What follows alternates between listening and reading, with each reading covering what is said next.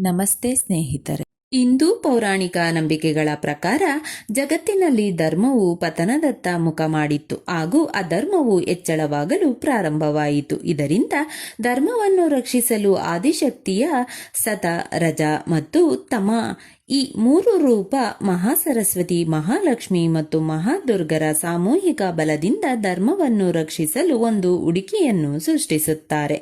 ಅದೇ ಹುಡುಗಿಯು ತ್ರೇತಾಯುಗದಲ್ಲಿ ಭಾರತದ ದಕ್ಷಿಣ ಕರಾವಳಿಯ ರಾಮೇಶ್ವರದಲ್ಲಿ ಮಕ್ಕಳಿಲ್ಲದೆ ಕೊರಗುತ್ತಿದ್ದ ಪಂಡಿತ ರತ್ನಾಕರ ಅವರ ಪುತ್ರಿಯಾಗಿ ಜನಿಸುತ್ತಾಳೆ. ಪಂಡಿತ ರತ್ನಾಕರನು ಮಗಳಿಗೆ ತ್ರಿಕುಟ ಎಂದು ಹೆಸರಿಡುತ್ತಾನೆ. ಆದರೆ ಈಕೆ ವಿಷ್ಣುವಿನ ಭಾಗವೆಂದು ಗುರುತಿಸಿಕೊಂಡಿರುವುದರಿಂದ ವೈಷ್ಣವಿ ಎಂದೇ ಪ್ರಸಿದ್ಧಿಯನ್ನು ಪಡೆದಳು. ಈಕೆಗೆ ಸುಮಾರು 9 ವರ್ಷ ವಯಸ್ಸಾದಾಗ ವಿಷ್ಣು ಭಗವಾನ್ ಶ್ರೀರಾಮನ ಅವತಾರವನ್ನು ಧರಿಸಿ ಭೂಮಿಗೆ ಬರುತ್ತಾನೆ. ನಂತರ ಈಕೆ ರಾಮನನ್ನು ವಿವಾಹವಾಗಲು ಕಠಿಣ ತಪಸ್ಸಿಗೆ ಕುಳಿತುಕೊಳ್ಳುತ್ತಾಳೆ. ಶ್ರೀರಾಮನು ಸೀತೆ ಕಳೆದು ಹೋದಾಗ ಆಕೆಯನ್ನು ಹುಡುಕಿಕೊಂಡು ಬರುತ್ತಿರುವಾಗ ಕಡಲ ತೀರದಲ್ಲಿ ಒಂದು ಹುಡುಗಿ ಧ್ಯಾನ ಮಾಡುತ್ತಿರುವುದನ್ನು ನೋಡುತ್ತಾನೆ. ಆಗ ಆಕೆ ರಾಮನನ್ನು ನೋಡಿ ತನ್ನನ್ನು ವಿವಾಹವಾಗುವಂತೆ ಬೇಡಿಕೊಳ್ಳುತ್ತಾಳೆ. ಆಗ ಶ್ರೀರಾಮನು ಅದು ಸಾಧ್ಯವಿಲ್ಲ, ತಾನು ಸೀತೆಯನ್ನು ಹೊರತು ಬೇರೆನ್ನಾರನ್ನೂ ಕೂಡ ಹೆಂಡತಿಯನ್ನಾಗಿ ಸ್ವೀಕರಿಸುವುದಿಲ್ಲ ಎಂದು ಹೇಳುತ್ತಾನೆ. ಆದರೆ ಕಲಿಯುಗದಲ್ಲಿ ನಾನು ಕಲ್ಗಿ ಅವತಾರದಲ್ಲಿ ನಿನ್ನನ್ನು ವಿವಾಹವಾಗುತ್ತೇನೆ. ಅಲ್ಲಿಯವರೆಗೆ ನೀನು ಹಿಮಾಲಯದ ತ್ರಿಕುಟ ಪರ್ವತದಲ್ಲಿ ಹೋಗಿ ಧ್ಯಾನ ಮಾಡುತ್ತಾ ಭಕ್ತರ ನೋವುಗಳನ್ನು ನಿವಾರಿಸಲು ಹೇಳುತ್ತಾನೆ. ಶ್ರೀರಾಮನು ರಾವಣನ ವಿರುದ್ಧ ಗೆದ್ದಾಗ ಇದೇ ಖುಷಿಯಲ್ಲಿ ವೈಷ್ಣವಿಯು ನವರಾತ್ರಿಯನ್ನು ಆಚರಿಸುತ್ತಾಳೆ. ಅಂದಿನಿಂದ ನವರಾತ್ರಿಯ 9 ದಿನಗಳಲ್ಲಿ ರಾಮಾಯಣವನ್ನು ಪಠಿಸುತ್ತಾರೆ ಹಾಗೂ ವೈಷ್ಣೋದೇವಿಯನ್ನು ಪೂಜಿಸುತ್ತಾರೆ.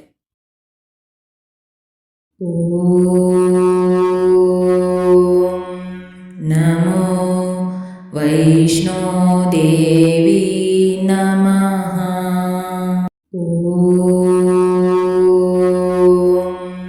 ನಮೋ ವೈಷ್ಣೋದೇವಿ ನಮಃ.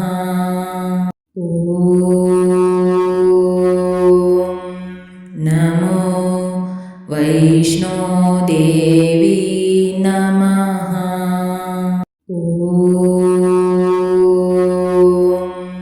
ನಮೋ ವೈಷ್ಣೋದೇವಿ ನಮಃ.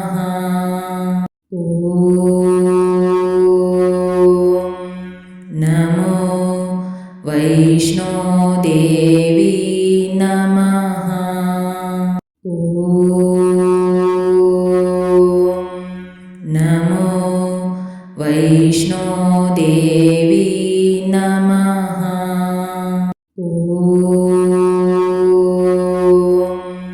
ನಮೋ ವೈಷ್ಣೋದೇವಿ ನಮಃ. ನಮೋ ವೈಷ್ಣೋದೇವಿ ನಮಃ.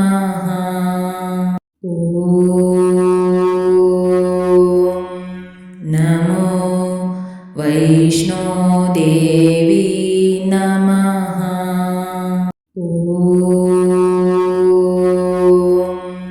ನಮೋ ವೈಷ್ಣೋದೇವಿ ನಮಃ. ನಮೋ ವೈಷ್ಣೋದೇವಿ ನಮಃ.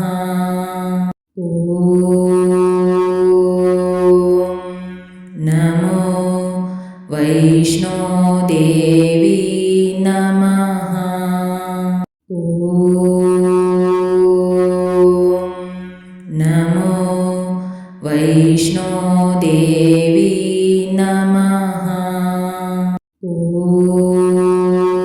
ನಮೋ ವೈಷ್ಣೋದೇವಿ ನಮಃ.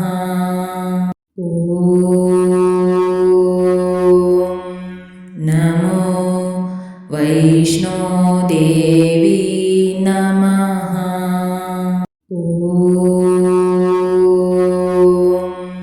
ನಮೋ ವೈಷ್ಣೋದೇವಿ ನಮಃ.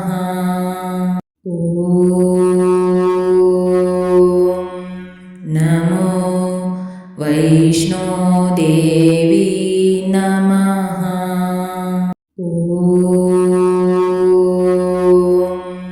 ನಮೋ ವೈ